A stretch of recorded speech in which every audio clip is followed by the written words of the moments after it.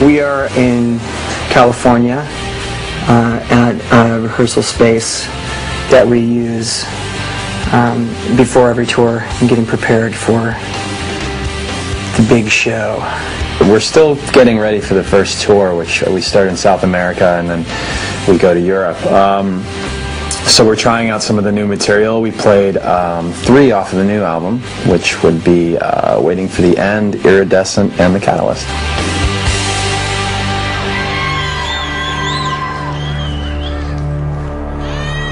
Alright guys, let this be the catalyst of a great touring cycle. Alright. The awkward like, nope, that's all I can. Right back in. I can't. Like we never missed a day. Yep. Right back to where we were when we left the tour off the last time.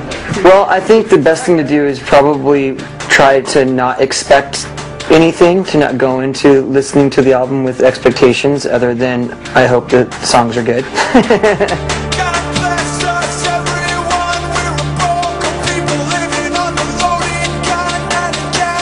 It's tough for me to tell people what to expect when it comes to this album because, you know, I think the music always speaks for itself, and part of me doesn't want to ruin any surprises. You know, I don't want to tell people it sounds like this or it sounds like that because it's filled with different concepts and lots of layers. Just from like a technical standpoint, it's more layered than anything we've done. With that said, I think that when people listen to it, they might pick up on different layers as they listen to it, and that just, you know, makes it easier for people to pull different things out of it, you know, conceptually.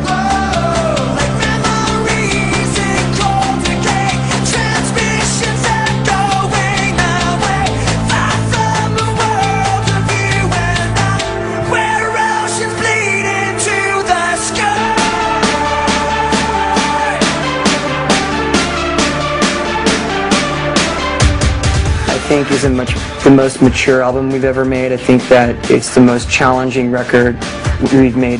You know, there's some technical stuff on the album that's challenging, but I mean challenging in the sense that we really approached the song arrangement, the writing of the songs, lyrics, melodies, in a much more free mind and free spirit kind of way.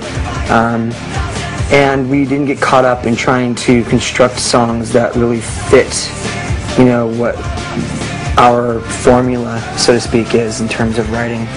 And by doing so, we really, I think, allowed a lot of elements that have always been in our music to take more of a upfront role.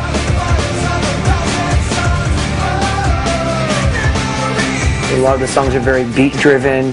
A lot of the electronics that may have been textural in the past are sitting up front, and the guitars and a lot of songs are very textural instead.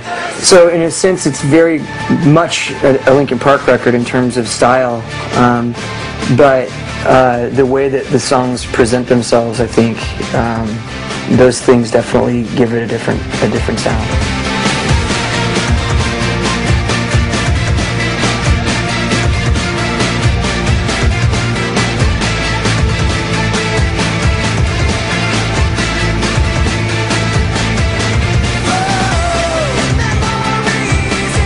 The reason why I think The Catalyst works as a lead single is that it definitely offers up a different taste of Linkin Park. You know, it's got a really strong hook that runs through the whole song. It does fall out of the norm a little bit in terms of the structure. You know, it really changes tempo and changes emotion, you know, 2/3 of the way through the song.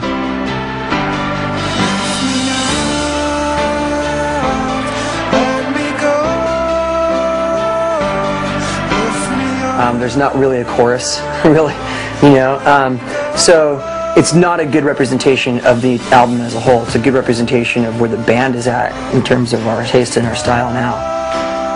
But it's kind of, I would liken it to picking a chapter in a book and reading the chapter and then going, oh, I know what the whole story is.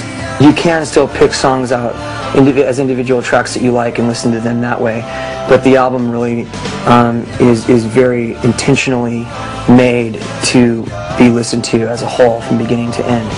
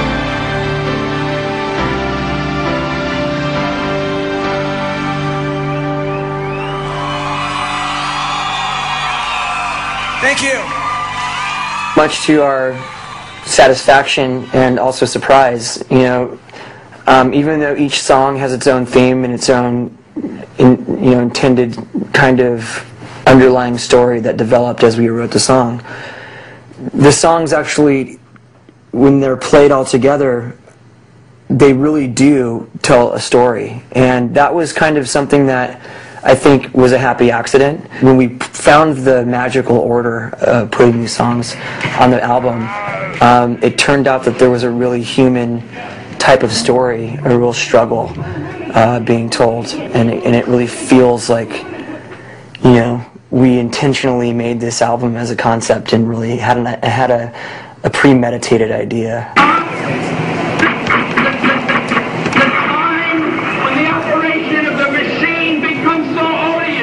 Like when I think concept record, I think Tommy, or I think The Wall, or I think like rock operas and stuff like that.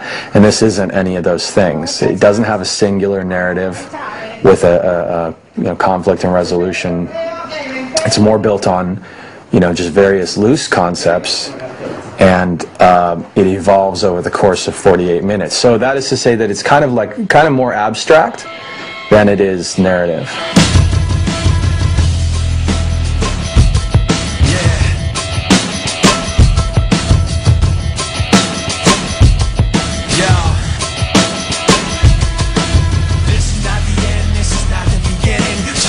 Like a riot rocking every revision, but you listen to the tone and then buy in the rhythm, and though the words sound steady, so empty within. 10 years ago I was 24 years old and I was full of this really intense energy, and now I think I'm more passionate than intense nowadays. At least that's what Brad tells me. Wishing I had strength to stand. The things that we want to do as a band have changed. We intentionally want to change our style. It's just that we don't want to repeat something we've already done. Any kind of song you make, any decision you make as a band, there'll be people that love it and people that don't. And I mean, for us, it's really important right now to just keep ourselves happy first and foremost. When we were doing Hybrid Theory, it was fresher to us. Like it felt really new, and we thought we were doing something different with the stuff we were working with. As time's gone on, that's no longer new.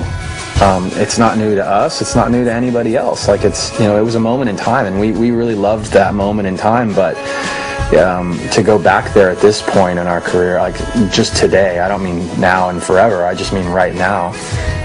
Just doesn't feel exciting. So we're just trying to push the envelope and do something that's fun for us.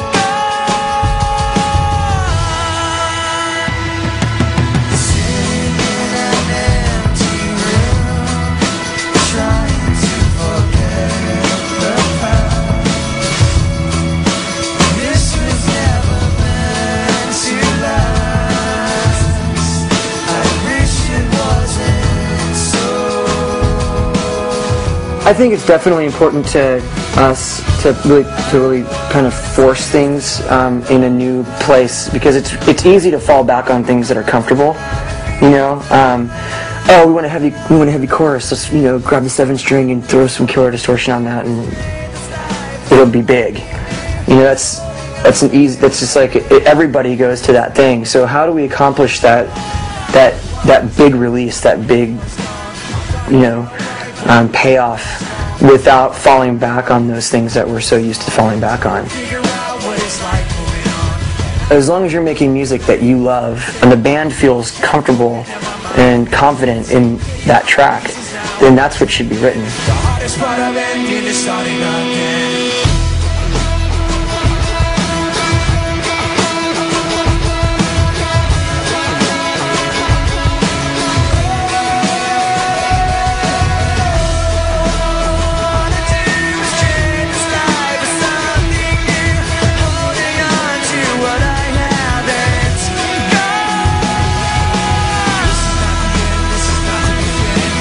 Voice like a riot rocking every revision.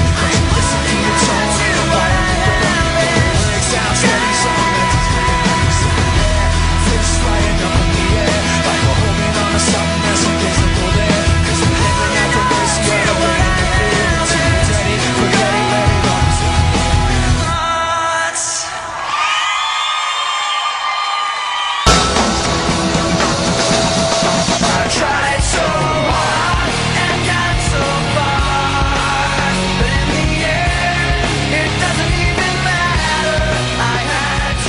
I started playing music, piano specifically, when I was like probably 3 or 4.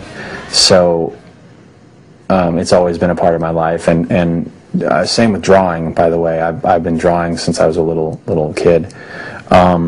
So those two things have just been, I guess it's kind of like, in a weird way, it's part of my identity, part of my DNA, and I kind of don't know how to do it any other way. You know, if there was no Linkin Park tomorrow, I probably still would just be doing it for fun on my own.